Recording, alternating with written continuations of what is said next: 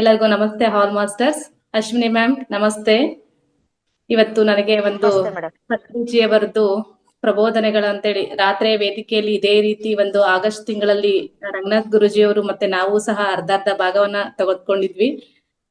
ಅದೇ ರೀತಿ ಇವತ್ತು 11:30 ವೇದಿಕೆಯಿಂದ 11:30ಯಿಂದ 12:30 ತನಕ ಧ್ಯಾನ ಅದ್ಭುತವಾಗಿ ಆಯ್ತು. ತದನಂತರ ನನಗೆ 20 ನಿಮಿಷ ಕಾಲಾವಕಾಶ ಇದೆ.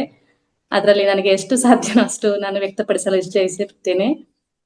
ಪತ್ರಿಜಿಯವರಿಗೆ ಮೊಟ್ಟ ಮೊದಲಿಗೆ ಧನ್ಯವಾದಗಳು ತಿಳಿಸುತ್ತಾ, ಅದೇ ರೀತಿ ರಾಜಮಾತೆ ಆದಂತ ಸ್ವರ್ಣಮಾಲಾ ಅಮ್ಮನವರಿಗೂ ಅನಂತ ಧನ್ಯವಾದಗಳು.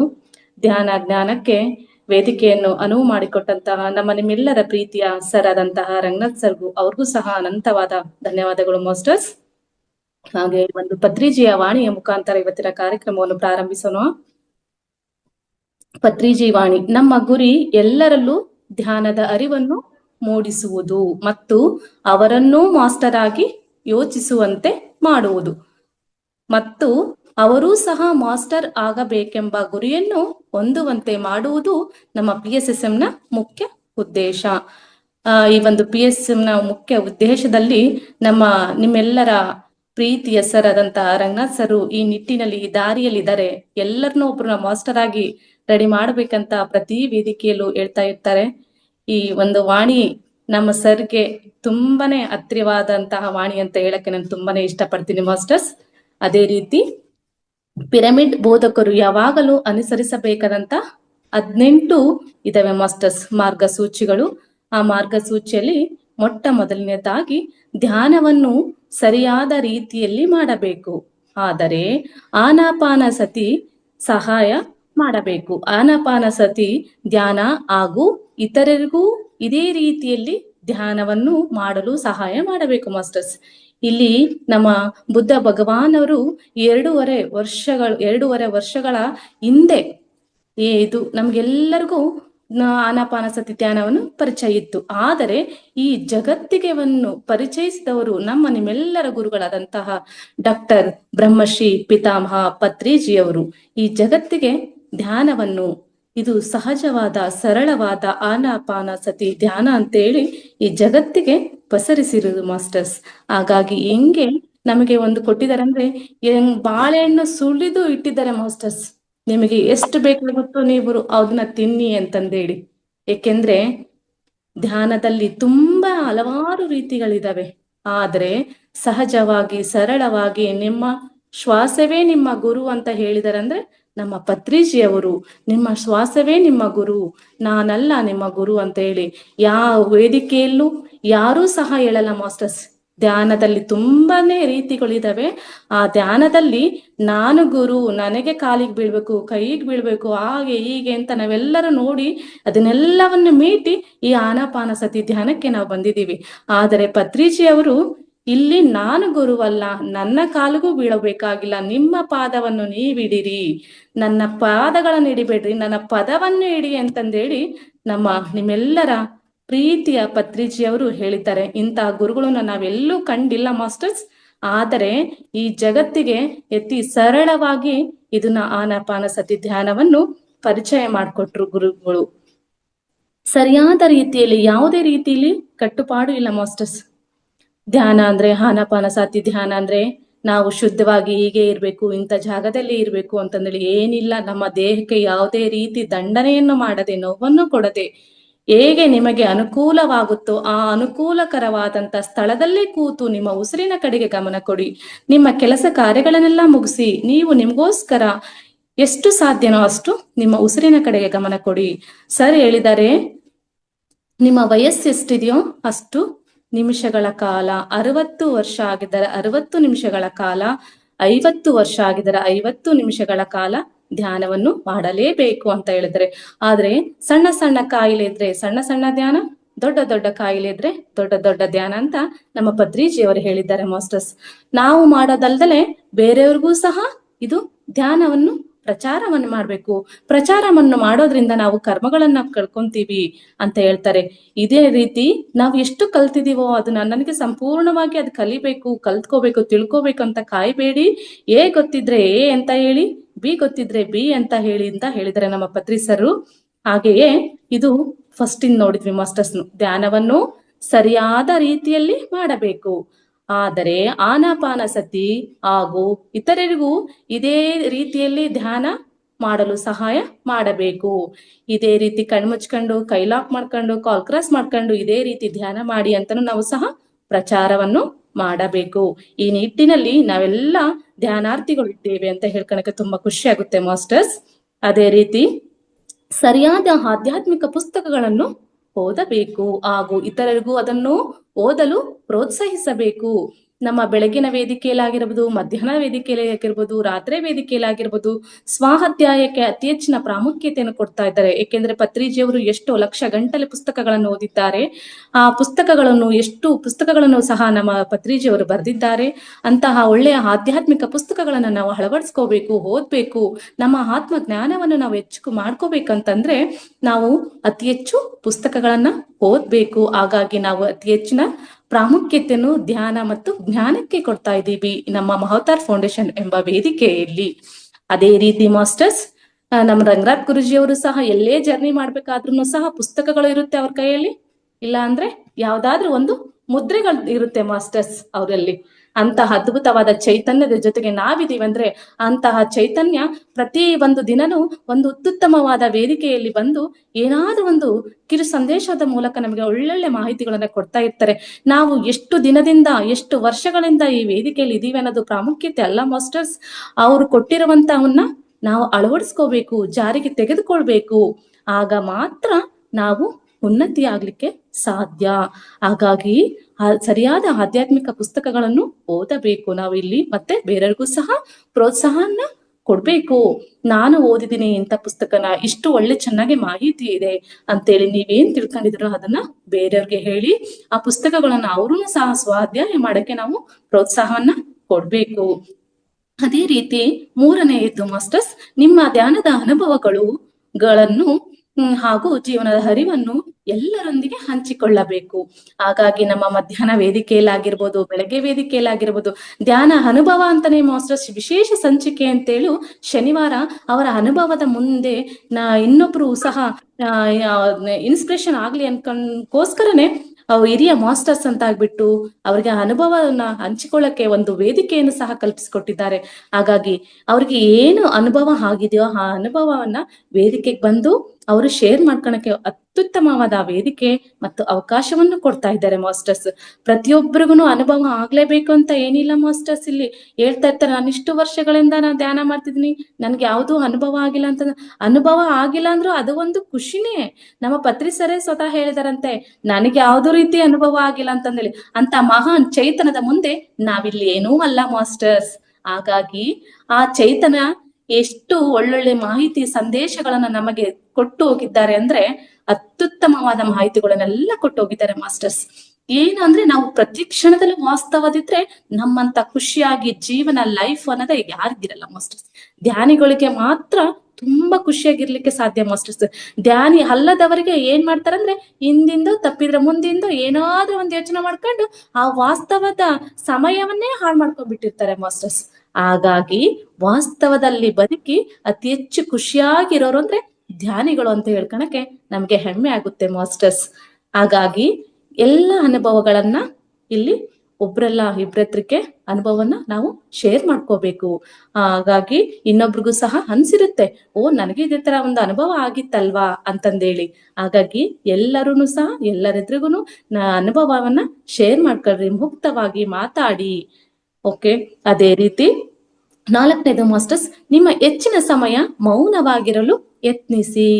ನೋಡಿ ಮಾಸ್ಟರ್ಸ್, ನಾವು ಧ್ಯಾನಕ್ಕೆ ಕೂತ್ಕೊಂಡಾಗೆ 10 ನಿಮಿಷ ಮೌನಕ್ಕೂ ಸಹ ನಾವು ಪ್ರಾಮುಖ್ಯತೆಯನ್ನು ಕೊಡ್ತಾ ಇದೀವಿ ಮಾಸ್ಟರ್ಸ್. ಇಲ್ಲಿ 40 ನಿಮಿಷ 50 ನಿಮಿಷ ಮ್ಯೂಸಿಕ್ ಆದ್ರೆ ಇನ್ನ 10 ನಿಮಿಷ 15 ನಿಮಿಷ ಮೌನ ಧ್ಯಾನ ಅಂತ ಹೇಳ್ತಿರ್ತೀವಿ ಮಾಸ್ಟರ್ಸ್. ಮೌನ ಧ್ಯಾನ ಅಂದ್ರೆ ಆ ಉಸಿರು ಒಳ ಹೋಗುವ ಉಸಿರು, ಹೊರಗೆ ಬರುವಂತ ಉಸಿರು ಅಷ್ಟನ್ನ ನಾವು ಗಮನಿಸೋದ ಅಲ್ದರೆ ಶೂನ್ಯ ಸ್ಥಿತಿಗೆ ಹೋಗ್ಬೇಕು ಮಾಸ್ಟರ್ಸ್. ನಾವು ಯಾವುದೇ ರೀತಿಯಾದ ಯೋಚನೆಗಳನ್ನು ಸಹ ಅಲ್ಲಿ ಬರಬಾರ್ದು. ಸುಮ್ನೆ ಕಣ್ಮುಚ್ಕೊಂಡ್ ಕುತ್ಕೊಂಡು ಒಳಗಡೆ ಏನೋ ಒಂದು ಓಡ್ತಾ ಇರುತ್ತೆ. ಏನ್ ಮಾಡ್ಬೇಕು, ಧ್ಯಾನದಿಂದ ಎದ್ಮೇಲೆ ಏನ್ ಮಾಡ್ಬೇಕು, ಆಮೇಲೆ ಏನ್ ಮಾಡ್ಬೇಕು, ಈಗ ಏನ್ ಮಾಡ್ಬೇಕು, ಏನ್ ನಡೀತಿದೆ ಅಕ್ಕ ಪಕ್ಕ, ಇದ್ಯಾವುದೂ ಯೋಚನೆಗಳಿರ್ಬಾರ್ದು ಮಾಸ್ಟರ್. ಶೂನ್ಯ ಅಂದ್ರೆ ಝೀರೋ ಲೆವೆಲ್ಗೆ ಇರಬೇಕು ನಾವು ಮಾಸ್ಟರ್ಸ್. ಆ ರೀತಿಯಲ್ಲಿ ನಾವು ಮೈಂಡ್ ಮತ್ತೆ ಮನಸ್ಸು ನಾವು ಸ್ಪಂದಿಸ್ಬೇಕು ಅಂತಂದ್ರೆ ನಮ್ಮ ದೇಹಕ್ಕೆ ಕೃತಜ್ಞತೆ ಹೇಳ್ಕೋಬೇಕು ಮಾಸ್ಟರ್ಸ್ ನಾವು. ಯಾಕೆಂದ್ರೆ ಮೌನ ಅಂದ್ರೆ ಏನನ್ನೂ ಸಹ ಯೋಚನೆ ಬರ್ಲಿಕ್ಕೂ ಸಹ ನಾವು ಬಿಡ್ಬಾರ್ದು. ಆಕೆ ಉಸಿರಿನತ್ತನೆ ಗಮನ ಹರಿಸಬೇಕು ಮಾಸ್ಟರ್ಸ್. ಹಾಗಾಗಿ ಪಿರಮಿಡ್ ಅನ್ನ ಬಳಸೋದ್ರಿಂದ ಅತಿ ಹೆಚ್ಚಿನ ಶಕ್ತಿ ಸಹ ನಮ್ಮ ಪತ್ರಿಜಿಯವರು ಹೇಳಿದ್ದಾರೆ. ಹಾಗಾಗಿ ನಾವು ಹೊರಗಡೆ ಶಕ್ತಿ ಇರುತ್ತೆ, ಆದ ಯೂನಿವರ್ಸ್ ಅಲ್ಲಿ ಯೂನಿವರ್ಸಲ್ ಶಕ್ತಿ ವ್ಯಯ ಆಗ್ತಾ ಇರುತ್ತೆ ಅಲ್ಲಿ ಇಲ್ಲಿ ಎಲ್ಲ ಕಡೆಗೂ. ಆದ್ರೆ ಪಿರಮಿಡ್ ಬಳಕೆ ಮಾಡೋದ್ರಿಂದ ನೇರವಾಗಿ ನಮ್ಮ ನೆತ್ತಿಯ ಭಾಗದಿಂದ ನಮ್ಮ ದೇಹವನ್ನು ಪ್ರವೇಶಿಸ್ತಾ ಇರುತ್ತೆ. ಆ ಎನರ್ಜಿ ಮೂಲಕ ನಾವು ಬೇಗನೆ ಝೀರೋ ಲೆವೆಲ್ಗೆ ಮತ್ತೆ ಮೌನದತ್ತ ಹೋಗ್ಲಿಕ್ಕೆ ಸಾಧ್ಯ ಮಾಸ್ಟರ್ಸ್ ಇಲ್ಲಿ. ಅದೇ ರೀತಿ ಇಲ್ಲಿ 5ನೇದು ಮಾಸ್ಟರ್ಸ್, ಹುಣ್ಣಿಮೆ ದಿನಗಳನ್ನು ಅತಿ ಹೆಚ್ಚಾಗಿ ಗಾಢವಾದ ಧ್ಯಾನವನ್ನು ಮಾಡಲು ಉಪಯೋಗಿಸಿಕೊಳ್ಳಿರಿ ಅಂತ ಹೇಳ್ತಿದ್ದಾರೆ ನೋಡಿ ಮಾಸ್ಟರ್ಸ್. ಧ್ಯಾನ ಅಂತಂದ್ರೆ ಹುಣ್ಣಿಮೆ ಅಥವಾ ಅಮಾವಾಸ್ಯೆ ದಿನಲ್ಲಿ ಹೆಚ್ಚಿನವಾದ ಎನರ್ಜಿ ಇರುತ್ತೆ ಮಾಸ್ಟರ್ಸ್. ನಾವು ಧ್ಯಾನಕ್ಕೆ ಬರಕ್ಕಿಂತ ಏನ್ ಮಾಡ್ತಿದೀವಿ ಮುಂಚೆ ಅಂತಂದ್ರೆ, ಎಲ್ಲ ಹುಣ್ಣಿಮೆ ಬಂತು ಅಮಾವಾಸ್ಯೆ ಬಂತಂದ್ರೆ ಹೊರಗೆ ಕಾಲಿಡ್ಬಾರ್ದು, ಹೊರಗೆ ಹೋಗ್ಬಾರ್ದು, ಹಾಗೆ ಹೀಗೆ ಅಂತ ಹೇಳ್ತಿದೀವಿ ಮಾಸ್ಟರ್ಸ್. ಹಳ್ಳಿ ಗಾಡಿಗಳೆಲ್ಲ ನಾವೆಲ್ಲ ನೋಡಿದೀವಿ ಅನ್ಕೊಂಡಿದೀವಿ, ಅವನ್ನೆಲ್ಲವನ್ನ ದಾಟ್ಬಿಟ್ಟೆ ನಾವು ಈ ಧ್ಯಾನಕ್ಕೆ ಬಂದಿದೀವಿ. ಅಲ್ಲಿ ಯಾರಿಗೋ ಏನೋ ಆಗಿದೆ ಅಂತಂದ್ರೆ ಅಲ್ಲಿ ಎನರ್ಜಿ ಪಾಸ್ ಆಗ್ತಿರ್ತೈತಿ. ಬಟ್ ಅವರು ವೀಕ್ ಇದ್ದಾಗ ಅದು ಎನರ್ಜಿ ಅವ್ರಿಗೆ ತಡ್ಕೊಳಕ್ ಆಗಲ್ಲ. ಆಗ ಮಾತ್ರ ಅವರಿಗೆ ಏನಾದ್ರೂ ಬಂದು ನೆಗೆಟಿವ್ ಅವರಲ್ಲಿ ಬಂದು ಅಟ್ಯಾಕ್ ಆಗುತ್ತೆ. ಹಾಗಾಗಿ ಅವರು ಸ್ವಲ್ಪ ಅಲ್ಲಿ ವೀಕ್ ಆಗ್ತಾರೆ, ಅವರಿಗೆ ಸ್ವಲ್ಪ ಹುಷಾರಿಲ್ಲದ ತಪ್ಪಬಹುದು. ಆದರೆ ಅಲ್ಲಿ ನಾವು ಪಾಸಿಟಿವ್ ಆಗಿ ಯೋಚನೆ ಮಾಡ್ಕಂತ ನಾವು ಎನರ್ಜೆಟಿಕ್ ಆಗಿದ್ದಾಗ, ಆ ಪಾಸಿಟಿವ್ ಇರುವಂತ ಎನರ್ಜಿ ನಮ್ಮಲ್ಲಿದ್ದಾಗ ಆ ಎನರ್ಜಿನ ನಾವು ತಡ್ಕೊಂಡು ಆರಾಮಾಗಿ ಆಯಾಗಿ ಯಾವುದೇ ಒಂದು ಅಡೆತಡೆ ಇಲ್ಲದೆ ಹುಣ್ಣಿಮೆ ಆಗಿರ್ಬೋದು, ಅಮಾವಾಸ್ಯೆಗಳಾಗಿರ್ಬಹುದು, ನಾವು ಧ್ಯಾನವನ್ನು ಅತ್ಯದ್ಭುತವಾಗಿ ಮಾಡ್ಬೋದು ಮಾಸ್ಟರ್ಸ್. ಅವತ್ತೇ ನಮ್ಗೆ ಎನರ್ಜಿ ಇರೋದಿಲ್ಲ ಮಾಸ್ಟರ್ಸ್. ಹಿಂದೆ 3 ದಿನ, ಮುಂದೆ 3 ದಿನ, ಟೋಟಲ್ ಆಗಿ 7 ದಿನಗಳ ಕಾಲ ಅಲ್ಲಿ ಎನರ್ಜಿ ಬರ್ತಾ ಇರುತ್ತೆ ಮಾಸ್ಟರ್ಸ್, ಹುಣ್ಣಿಮೆ ಮತ್ತೆ ಅಮಾವಾಸ್ಯೆ ದಿನಗಳಲ್ಲಿ. ಯಾಕೆಂದ್ರೆ ಒಂದು ಉದಾಹರಣೆ ಹೇಳ್ಬೇಕು ಅನ್ನೋದಾದ್ರೆ, ನಮ್ಮ ಮನೇಲಿ ಎಲ್ಲಾದ್ರೂ ಒಂದು ಪೂಜೆ ಪುನಸ್ಕಾರ ಅಥವಾ ಹಬ್ಬ ಹರಿದಿನ ಅಂದಾಗ ಅವತ್ತೇ ನಾವೆಲ್ಲ ಮನೆ ಕ್ಲೀನ್ ಮಾಡ್ಕೊಂಡು ಅವತ್ತೇ ನಾವೆಲ್ಲ ರೇಷನ್ ತಂದು ಇಟ್ಕೊಳಲ್ಲ ಮಾಸ್ಟರ್ಸ್. ಅದೇ ರೀತಿ ನಾವು ಹೇಗೆ ಒಂದು ಇಂಥ ಡೇಟಿ ನಾವು ಏನಾರೋ ಫಂಕ್ಷನ್ ಮಾಡ್ತೀವಂದ್ರೆ ಅದ್ರ ಹಿಂದಿನ ದಿನ ಎಲ್ಲ ಮನೆ ಕ್ಲೀನ್ ಮಾಡ್ಕೊಳೋದಾಗಿರ್ಬೋದು, ಏನಾದ್ರೂ ರೇಷನ್ ಅದೆಲ್ಲ ಹಾಕಿರ್ಬೋದು, ಅದು ಒಂದು ಎಲ್ಲ ತಯಾರಿ ಆಗೋದಾದ್ರೆ ಫಂಕ್ಷನ್ ಮುಗಿದಾದ್ಮೇಲೆ ನೆಕ್ಸ್ಟ್ ಅದನ್ನ ಯಾವ ಸ್ಥಳದಿಂದ ತಗೊಂಡಿದ್ವಿ ಮತ್ತೆ ಆ ಸ್ಥಳಕ್ಕೆ ನಾವು ಪುನಃ ಹೇಗಿರ್ಬೇಕು, ಅದೇ ರೀತಿ ಇಲ್ಲಿ ಸಹ ಹುಣ್ಣಿಮೆ ಅಮಾವಾಸ್ಯೆ ದಿನಗಳಲ್ಲಿ ಹಿಂದೆ 3 ದಿನ ಮತ್ತೆ ಮುಂದೆ 3 ದಿನ ಎನರ್ಜಿ ಖಂಡಿತ ಹೀಗಿರುತ್ತೆ. ಹಾಗಾಗಿ ಅತಿ ಹೆಚ್ಚಿನ ಧ್ಯಾನ ಸಾಧನೆಯನ್ನು ಮಾಡ್ರಿ. ನಾವು ಮಾಡೋದ್ರಿಂದ ಯಾವಾಗ್ಲೂ ಎನರ್ಜೆಟಿಕ್ ಆಗಿ ಇರಬಹುದು ಅಂತಂದೇಳಿ ನಮ್ಮ ಪತ್ರಿ ಸರ್ ಹೇಳ್ತಾ ಇದ್ದಾರೆ. ಅದೇ ರೀತಿ ಪಿರಮಿಡ್ ನಾವು ಐತಲ್ಲ ಮಾಸ್ಟರ್ಸ್, ಹುಣ್ಣಿಮೆಯ ಬೆಳಕಿನಲ್ಲಿ ಇಡಬೇಕು. ಆವಾಗ ಇನ್ನು ಎನರ್ಜಿ ತುಂಬಾನೇ ತಗೊಳಕ್ಕೆ ಸಾಧ್ಯ ಆಗುತ್ತೆ ಅಂತಾನೂ ಸಹ ಇಲ್ಲಿ ನಾವು ತಿಳ್ಕೋಬಹುದು ಮಾಸ್ಟರ್ಸ್. ಪಿರಮಿಡ್ ಶಕ್ತಿಯನ್ನು ಅತಿ ಹೆಚ್ಚಾಗಿ ಧ್ಯಾನ ಮಾಡಲು ಉಪಯೋಗಿಸಿಕೊಳ್ಳಿ ಅಂತ ಕೇಳ್ತಾರೆ ನೋಡಿ ಮಾಸ್ಟರ್ಸ್. ನಮ್ಗೆಲ್ಲ ಈಗ ಆಲ್ರೆಡಿ ಗೊತ್ತಿದೆ ಪಿರಮಿಡ್ ಶಕ್ತಿ ಅಂದ್ರೆ ಏನು ಅಂತಂದೇಳಿ. ಏಕೆಂದ್ರೆ ಪಿರಮಿಡ್ ಅಲ್ಲಿ 3 ಪಟ್ಟು ಹೆಚ್ಚಿನವಾದ ಶಕ್ತಿ ಇರುತ್ತೆ. ನಮಗೆ ಮನೆಯಲ್ಲಿ ಕೂತು ಧ್ಯಾನ ಮಾಡೋದ್ಕಿಂತ ಪಿರಮಿಡ್ ನಲ್ಲಿ ಕೂತು ಧ್ಯಾನ ಮಾಡೋದಕ್ಕೂ ತುಂಬಾನೇ ಡಿಫ್ರೆನ್ಸ್ ಇದೆ ಅಂತ ಈಗ ಆಲ್ರೆಡಿ ನಾವೆಲ್ಲ ತಿಳ್ಕೊಂಡಿದೀವಿ ಮಾಸ್ಟರ್ಸ್. ಯಾಕೆಂದ್ರೆ ಅಲ್ಲಿ ಅನುಭವಗಳೇ ಬೇರೆ ಇರುತ್ತೆ, ಮನೆಯಲ್ಲಿ ಧ್ಯಾನ ಮಾಡುವಾಗ ಅನುಭವಗಳೇ ಬೇರೆ ಇರುತ್ತೆ. ಹೆಡ್ ಪಿರಮಿಡ್ ಹಾಕೊಂಡು ಧ್ಯಾನ ಮಾಡುವಾಗ ಅದು ಅನುಭವನೇ ಬೇರೆ, ಪಿರಮಿಡ್ ಇಲ್ದರೆ ಧ್ಯಾನ ಮಾಡುವಾಗ ಅದು ಅನುಭವನೇ ಬೇರೆ ಆಗಿರುತ್ತೆ. ಹಾಗಾಗಿ ಎಲ್ಲರೂ ಪಿರಮಿಡ್ ಅನ್ನ ಬಳಸಿ ಅಂತ ಹೇಳ್ತಾರೆ ಮಾಸ್ಟರ್ಸ್. ಪಿರಮಿಡ್ ಅಂದ್ರೆ ಎಷ್ಟು ತರದ ಪಿರಮಿಡ್ ಮಾಡ್ತಾರೆ ಮಾಸ್ಟರ್ಸ್. ಚಿಕ್ಕ ಚಿಕ್ಕ ಕಾಳಿನಲ್ಲಿ ಸಹ ಯಾವ್ದೇ ರೀತಿ ಹುಳಗಳು ಆಗ್ಬಾರ್ದು ಅಂತಂದೇಳಿ ಆಗ ಡಬ್ಬಿ ಒಲೆಗೂ ಸಹ ಹಾಕಿಡ್ಬೋದು, ಎನರ್ಜಿ ಆಗಿರುತ್ತೆ, ಯಾವ್ದೇ ರೀತಿ ಹುಳಗಳು ಇರಲ್ಲ ಅಂತೇಳಿ ಪಿರಮಿಡ್ ನ ಅದರಲ್ಲಿ ಸಣ್ಣದನ್ನು ಮಾಡಿದ್ದಾರೆ. ಹೆಡ್ ಪಿರಮಿಡ್ ಮಾಡಿದ್ದಾರೆ.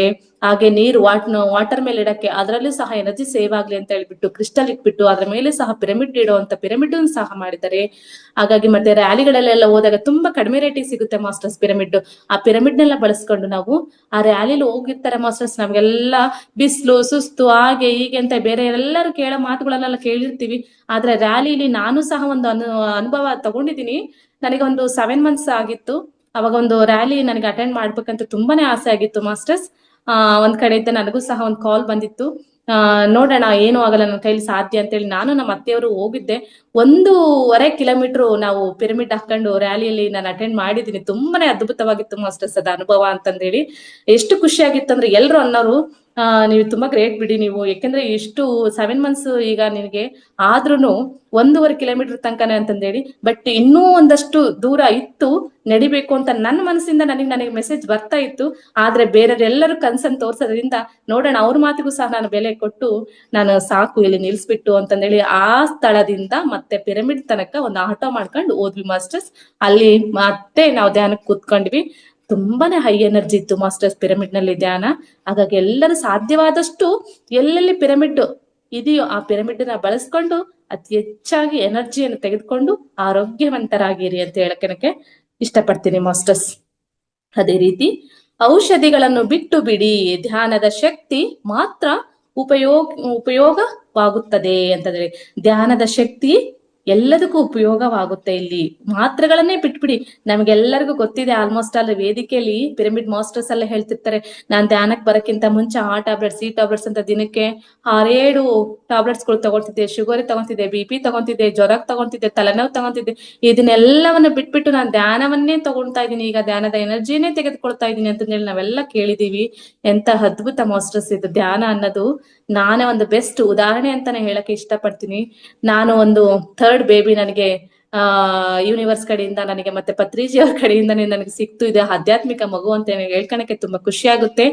ಆ ಮಗುವನ್ನ ನಾನು ಸ್ವೀಕರಿಸಿದೆ ಅಂದ್ರೆ ಯಾವುದೇ ರೀತಿ ಒಂದು ಟ್ಯಾಬ್ಲೆಟ್ಸ್ ಸಹ ನಾನು ತಗೊಂಡಿಲ್ಲ ಮಾಸ್ಟರ್ಸ್. ನನಗೆ ತುಂಬಾನೇ ಬ್ಲಡ್ ಕಡಿಮೆ ಅಂತ ಹೇಳಿದ್ರು. ಆ ಬ್ಲಡ್ ಕಡಿಮೆ ಅಂತ ಅಂದಾಗ ನಮ್ಮ ಮನೆಯವರು ನನಗೆ ಪ್ರೋತ್ಸಾಹ ಕೊಡ್ತಾರೆ, ಧ್ಯಾನ ಮಾಡು ನಿನ್ಗೆ ಏನು ಇಷ್ಟ ಅನ್ಸುತ್ತೆ ಅದ್ ಮಾಡು, ನಿನಗೆ ಯಾವುದೇ ರೀತಿ ನಾನು ಅಡೆತಡೆ ಮಾಡಲ್ಲ ಅಂತ ಹೇಳಿ ನಾನು ತುಂಬಾ ಫ್ರೀಡಮ್ ಆಗಿ ಬಿಟ್ಟಿದ್ರು. ಆದ್ರೆ ಬ್ಲಡ್ ಕಡಿಮೆ ಆಯ್ತು ಅಂದಾಗ ಎಲ್ಲ ಒಂದ್ ಕಡೆಗೆ ಮನಸ್ಸಿಗೆ ತಳಮಳ ಅನಿಸ್ತು ಮಾಸ್ಟರ್ಸ್. ಅವ್ನಿಗೆ ನೀನ್ ಧ್ಯಾನ ಅದು ಇದು ಅಂತ ಏನೋ ಮಾಡ್ಕೊಂಡು ನೀನ್ ಬ್ಲಡ್ ಎಲ್ಲ ಕಡಿಮೆ ಮಾಡ್ಕೊಂಡಿಯ ನೀನು, ಆಮೇಲೆ ಅಂತ ಎಲ್ಲಿ ಬೈದ್ ಬಿಡ್ತಾರ ಅಂತಂದೇಳಿ ಒಂದಿನ ನಾನು ಹಂಗೆ ಧ್ಯಾನ ಕುತ್ಕೊಂಡಾಗ ನನ್ನ ಪತ್ರಿ ಸರ್, ನೀವು ನನ್ನ ಜೊತೆ ಪ್ರತಿ ಕ್ಷಣದಲ್ಲಿ ಇದೀರಾ ಅಂತ ಗೊತ್ತು. ಯಾಕಂದ್ರೆ ಎಲ್ಲರ ಜೊತೆಲಿ ಪ್ರತಿ ಕ್ಷಣದಲ್ಲಿ ಇರ್ತಾರೆ ಪತ್ರಿ ಸರ್. ಅವರು ದೇಹವನ್ನು ತ್ಯಾಗ ಮಾಡಿದಾಗೆ ನಾನು ಪ್ರತಿ ಮಾಸ್ಟರ್ಸ್ಗೂ ನನಗೆ ಕೇಳಿದಾಗ ಹೆಲ್ಪ್ ಮಾಡಕ್ ಹೋಗ್ಬಹುದು ಅಂತಂದ್ರೆ ಅವ್ರ ಜೀವ ತ್ಯಾಗ ಮಾಡಿದ್ರು ಅಂತ ಹೇಳ್ಬಹುದು ಮಾಸ್ಟರ್ಸ್ ಇಲ್ಲಿ. ಯಾಕಂದ್ರೆ ಅವ್ರದ್ದು ಸಮಯ ಇತ್ತು ಮಾಸ್ಟರ್ಸ್, ಇನ್ನು ಅವ್ರದ್ದು ಈ ದೇಹವನ್ನು ಬಿಟ್ಟು ಹೋಗುದು ಸರ್, ದೇಹವನ್ನು ಬಿಟ್ಟು ಹೋಗುದು ಸಮಯ ಇತ್ತು. ಆದ್ರೆ ಒಂದು ಕಡೆಯಿಂದ ಇನ್ನೊಂದ್ ಕಡೆಗೆ ಹೆಲ್ಪಿಗೆ ಹೋಗ್ಬೇಕಂದ್ರೆ ನನಗೆ ಸಮಯಾವಕಾಶ ಆಗುತ್ತೆ ಜರ್ನಿ ಮಾಡ್ಲಿಕ್ಕೆ. ಆದ್ರೆ ನಾನು ದೇಹವನ್ನು ತ್ಯಾಗ ಮಾಡಿದೆ ಅಂತಂದ್ರೆ ಎಲ್ಲರಿಗೂ ಹೆಲ್ಪ್ ಮಾಡಕ್ಕೆ ಅವ್ರು ಕಣ್ಮುಚ್ಚಿ ಎಲ್ಲಿ ಇದ್ದಾರೋ ಅಲ್ಲಿ ನೆನೆಸ್ಕೊಂಡ್ರೆ ಸಾಕು, ನನ್ನ ಪ್ರತ್ಯಕ್ಷವಾಗಿ ಅಲ್ಲಿ ಹೋಗ್ಬೋದು, ಹೆಲ್ಪ್ ಮಾಡ್ಬೋದು ಅನ್ನೋ ಒಂದು ಇಚ್ಛೆಗೋಸ್ಕರ ಅವರು ದೇಹವನ್ನು ತ್ಯಾಗ ಮಾಡಿದ್ರು ಅಂತಂದೇಳಿ ಯಾರೋ ಒಬ್ಬ ಮಾಸ್ಟರ್ಸ್ ಹೇಳಿದ್ರು, ನಾನು ಕೇಳಿಸ್ಕೊಂಡಿದ್ದೀನಿ ಮಾಸ್ಟರ್ಸ್. ಹಾಗಾಗಿ ಒಂದ್ಸತಿ ಹೀಗೆ ಧ್ಯಾನಕ್ಕೆ ಕೂತ್ಕೊಂಡೆ. ನಾನು ಯಾವುದೇ ರೀತಿ ಟ್ಯಾಬ್ಲೆಟ್ಸ್ ತಗೊಂಡಿಲ್ಲ ಪತ್ರಿ ಸರ್. ನನಗೆ ನೀವು ನಮ್ಮ ಜೊತೆ ಇರ್ಬೇಕು, ನೀವು ಪ್ಲೀಸ್ ಮಾಸ್ಟರ್ಸ್, ಹಾಸ್ಟೆಲ್ ಮಾಸ್ಟರ್ಸ್ ಅಂತ ಹೇಳಿ ನಾನು ಪ್ರತಿ ಕ್ಷಣ ಮಾಸ್ಟರ್ಸ್ ಜೊತೆಗೆ ಮಾತಾಡ್ತಾ ಇರ್ತೀನಿ. ಆಗ ಅಂತ ಒಂದ್ಸತಿ ಬಂದೆ ಹೇಳ್ದಾಗ ಮಾಸ್ಟರ್ಸ್ 8.2 ಇತ್ತು ಮಾಸ್ಟರ್ಸ್. ನನಗೆಲ್ಲ ನಮ್ಮನೆಯವ್ರು ಬೈದ್ ಬಿಡ್ತಾರ ಅಂತ ತುಂಬಾ ಭಯ ಆಗ್ಬಿಟ್ಟಿತ್ತು. ಆದ್ರೂ ಒಂದಿನ ಟ್ಯಾಬ್ಲೆಟ್ಸ್ ತಗೊಂಡೆ, ಆ ಟ್ಯಾಬ್ಲೆಟ್ಸ್ ವಾಮಿಟ್ ಆಗ ತನಕನೂ ಬಿಟ್ಟಿಲ್ಲ ಮಾಸ್ಟರ್ಸ್ ನನಗೆ. ಹಾಗಾಗಿ ಇದನ್ನ ರಂಗನಾಥ್ ಸರ್ ಶೇರ್ ಮಾಡ್ಕೊಂಡಿದ್ದೆ, ನಾನು ಈ ತರ ಒಂದು ಅನುಭವ ಆಯ್ತು ಸರ್ ನನಗೆ ಅಂತೇಳಿ. ಬಟ್ ಪತ್ರಿ ಸರ್ ಕಡಿದ ಒಂದು ಮೆಸೇಜ್ ತಗೊಂಡೆ ಮಾಸ್ಟರ್ಸ್, ಇನ್ನೂ ಸಹ ಅದು ನಿಜನಾ ಅಂತಂದೇಳಿ ಒಂದು ಪ್ರಶ್ನೆಯಲ್ಲೇ ಇದೀನಿ, ಆ ಖುಷಿಯಲ್ಲೇ ಇದೀನಿ ಅಂತ ಹೇಳ್ಕೊಳಕ್ಕೆ ಖುಷಿ ಆಗುತ್ತೆ. ಯಾಕಂದ್ರೆ ಸರ್ ಒಂದು ಮೆಸೇಜ್ ಕೊಟ್ಟು ನನಗೆ ಏನಂದ್ರೆ 10.2 ಅಂತಂದೇಳಿ ನಾನ್ ಡೆಲಿವರಿ ಆಗುವಷ್ಟೊತ್ತಿಗೆ ಚೆಕಪ್ಗೆ ಹೋದಾಗ 10.2, 8.2 ಇದ್ದಿದ್ದು 10.2 ಅಂತ ಹೇಳಿ ಒಂದು ಡನ್ ಅನ್ನೋ ಒಂದು ಮೆಸೇಜ್ ಕೊಟ್ಟಿದ್ರಿ. ಈ ತರ ನನಗೆ ಅದು ತುಂಬಾನೇ ಇನ್ನು ನಿಜನಾ ಅಂತಂದೇಳಿ ಇನ್ನೂ ಅದೇ ಒಂದು ಖುಷಿಲೇ ಇದೀನಿ ನಾನು ಸರ್ ಕಡೆಯಿಂದ. ಹಾಗಾಗಿ ಈ ತರ ಎಲ್ಲ ಔಷಧಿಗಳನ್ನು ಬಿಟ್ಬಿಟ್ಟು ನಾವು ಧ್ಯಾನಕ್ಕೆ ಶರಣಾದ್ರೆ ನಮ್ಮ ಉಸಿರು ನಮಗೆಲ್ಲವನ್ನು ತಂದ್ಕೊಡುತ್ತೆ, ಆ ಯೂನಿವರ್ಸ್ ಎಲ್ಲವನ್ನು ಕೊಡುತ್ತೆ. ಯಾವುದೇ ಫಲವನ್ನು ಬೇಡದೆ ಧ್ಯಾನಕ್ಕೆ ನಾವು ಶರಣಾಗ್ಬೇಕು, ಉಸಿರಿಗೆ ನಾವು ಶರಣಾಗ್ಬೇಕು ಅಂತ ಇಲ್ಲಿ ಹೇಳ್ತಾ ಇದ್ದಾರೆ ಮಾಸ್ಟರ್ಸ್. ಔಷಧಿಗಳನ್ನು ಬಿಟ್ಟು ಬಿಡಿ, ಧ್ಯಾನದ ಶಕ್ತಿ ಮಾತ್ರ ಉಪಯೋಗವಾಗುತ್ತದೆ ಅಂತ ಇಲ್ಲಿ ಹೇಳ್ತಿದ್ದಾರೆ ಮಾಸ್ಟರ್ಸ್. ಹಾಗೆಯೇ ಔಷಧಿಗಳನ್ನು ಬಿಟ್ಟು ಬಿಡಿ ಅಂತ ಆಯ್ತು ಮಾಸ್ಟರ್. 7ನೇದು. 8ನೇದು ಮಾಸ್ಟರ್ಸ್, ಮಾಂಸಾಹಾರವನ್ನು ಶಾಕಾಹಾರವನ್ನು ಮಾನವನ ಅತ್ಯುತ್ತಮ ಆಹಾರವೆಂದು ತಿಳಿಯುವುದು. ನೋಡಿ ಮಾಸ್ಟರ್ಸ್, ಇಲ್ಲಿ ಮಾಂಸಾಹಾರಗಳಲ್ಲಿ ನಾವು ಮೊದಲಿಗೆಲ್ಲ ಸೇವನೆ ಮಾಡ್ತಾ ಇರುವವ್ರೆ, ಅದನ್ನೆಲ್ಲ ಬಿಟ್ಟು ಈಗ ನಾವು ಸಹ ಸಸ್ಯಾಹಾರಿಗಳಾಗಿದ್ದೇವೆ. ಮಾಂಸಾಹಾರ ಅಂದ್ರೆ ನೋಡ್ಬೇಕಂತಂದ್ರೆ ನಾವೆಲ್ಲ ಬರೇ ಮುದ್ದೆ ಸಾರು ಅಥವಾ ಏನೋ ಒಂದು ರೈಸ್ ಐಟಮ್ ಮಾಡೋದ್ ನೋಡ್ತೀವಿ. ಆದ್ರೆ ಸಸ್ಯಾಹಾರಿಗಳಲ್ಲಿ ನೋಡಿ ಮಾಸ್ಟರ್ಸ್, ಎಷ್ಟು ವೆರೈಟಿಗಳು ಪಲ್ಯಗಳು ಇರುತ್ತೆ, ರೊಟ್ಟಿ ಚಪಾತಿ, ಎಷ್ಟು ವೆರೈಟಿ ಚಟ್ನಿಗಳು ಪಲ್ಯಗಳು ಎಲ್ಲವನ್ನು ಇರ್ತಿ, ಎಷ್ಟು ಅದ್ಭುತವಾಗಿ ನೋಡ್ಕೋಬಹುದು. ಅಲ್ಲಿ ಒಬ್ರಿಗೆ ಹಿಂಸೆಯನ್ನು ಕೊಟ್ಟು ನಮ್ಮ ದೇಹಕ್ಕೆ ಹಾಕೊಂಡು ನಾವ್ ಎಷ್ಟೊತ್ತು ಖುಷಿ ಇರ್ಲಿಕ್ಕೆ ಸಾಧ್ಯ? ಅದು 24 hours ಬೇಕಂತೆ ಮಾಸ್ಟರ್ಸ್, ಅಲ್ಲಿ ಡೈಜೆಷನ್ ಆಗ್ಲಿಕ್ಕೋಸ್ಕರ ಅದು. ಹಾಗಾಗಿ ಅಲ್ಲಿ ಹಿಂಸೆ ಕೊಟ್ಟು ನಾವು ಖುಷಿ ಪಡೋದ್ರಲ್ಲಿ ಏನೂ ಅರ್ಥ ಇಲ್ಲ. ಸಸ್ಯಾಹಾರ ಅತ್ಯುತ್ತಮ ಆಹಾರ ಮಾಸ್ಟರ್ಸ್ ಇಲ್ಲಿ. ಅದೇ ರೀತಿ 9ನೇದು, ನಿಮ್ಮ ಅತಿ ಹೆಚ್ಚಿನ ಸಮಯನ್ನು ಶುದ್ಧವಾದ ಪ್ರಕೃತಿ ಸಮಯದಲ್ಲಿ ಕಳೆಯಿರಿ. ಆದರೆ ಕಾಡು, ಪರ್ವತ, ಗುಡ್ಡ, ಬೆಟ್ಟ, ನದಿ ಇಲ್ಲೆಲ್ಲವನ್ನು ಅತಿ ಹೆಚ್ಚು ಧ್ಯಾನವನ್ನು ಮಾಡಿರಿ. ನಮ್ಗೆಲ್ಲರಿಗೂ ಗೊತ್ತಿರುವಾಗ ಸಿದ್ದರ ಬೆಟ್ಟದಲ್ಲ ಸಹ ಅನುಭವನೂ ಆಗಿದೆ. ಸಿದ್ದರ ಬೆಟ್ಟದಲ್ಲಿ ಅದಕ್ಕೋಸ್ಕರ ಸರ್ ಟ್ರೆಕ್ಕಿಂಗ್ ಎಲ್ಲ ಕರ್ಕೊಂಡೋಗ್ಬಿಟ್ಟು ಅಲ್ಲಿ ಧ್ಯಾನವನ್ನ ಮಾಡಿಸ್ಬಿಟ್ಟು ಆ ಪ್ರಕೃತಿಯಲ್ಲಿ ಗಿಡಮೂಲಿಕೆಗಳ ಮಧ್ಯ ಎಷ್ಟೊಂದು ನಾವು ಅಲ್ಲಿ ಔಷಧಿ ಇರುವಂತಹ ಪ್ರದೇಶದಲ್ಲಿ ನಾವು ಧ್ಯಾನವನ್ನ ಮಾಡ್ಕೊಂಡು ಅತಿ ಹೆಚ್ಚು ಶಕ್ತಿಯನ್ನು ಸಹ ಪಡ್ಕೊಂಡ್ ಬಂದಿದ್ದಾರೆ. ಅತ್ಯುತ್ತಮವಾದ ಮಹೋತ್ತರ್ ಫೌಂಡೇಶನ್ ಎಂಬ ವೇದಿಕೆ ಅಂತ ಹೇಳ್ಬೋದು.